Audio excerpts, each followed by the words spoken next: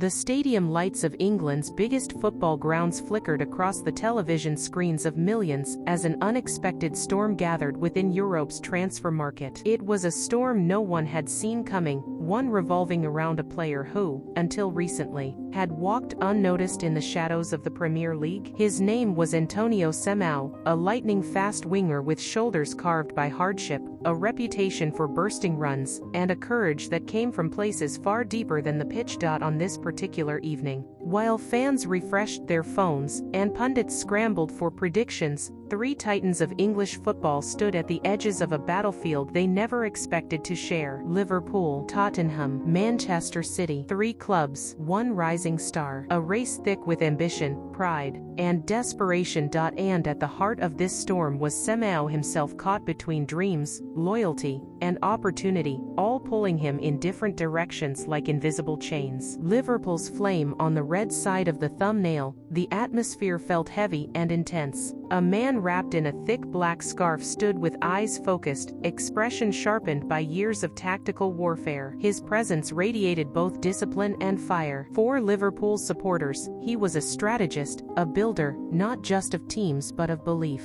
What drew him to Semeyo wasn't just pace or technique. It was hunger, that raw, unfiltered hunger that reminded him of legends who once rose from nothing to carve their names into the club's eternal memory. He saw that same spark in Semeyo. Liverpool's season had been turbulent. Injuries, inconsistent finishing, defensive lapses at crucial moments. They needed energy, unpredictability, someone who could break lines and terrify defenders. Semeyo fit that profile better than any scout's report could summarize. In the manager's office at Kirkby, he replayed Semeyo's last match for the dozenth time. Not the goals but the grit, the recovery runs, the refusal to give up on loose balls.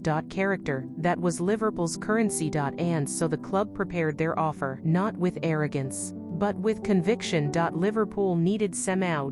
And the manager believed Semeyo needed Liverpool. 2. Tottenham's rebirth. One of the best players in the Premier League, but his journey has been far from straightforward.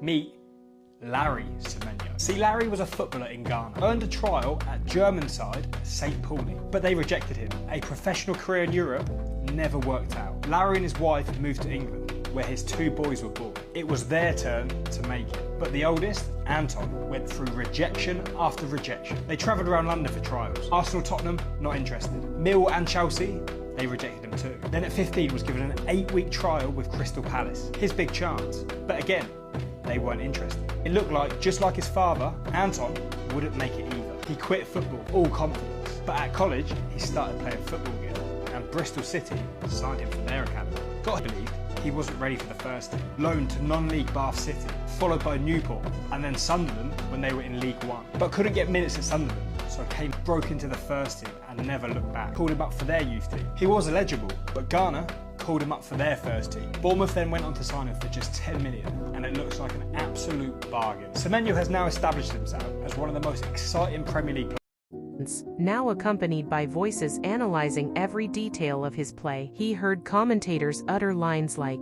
"This is why Liverpool want him." But then another voice cut in, No, he belongs in Guardiola's system." Followed by yet another, "He would thrive under Ange Postecoglou at Spurs." Three giants. Antoni finally sat at his desk, the early morning sun breaking through the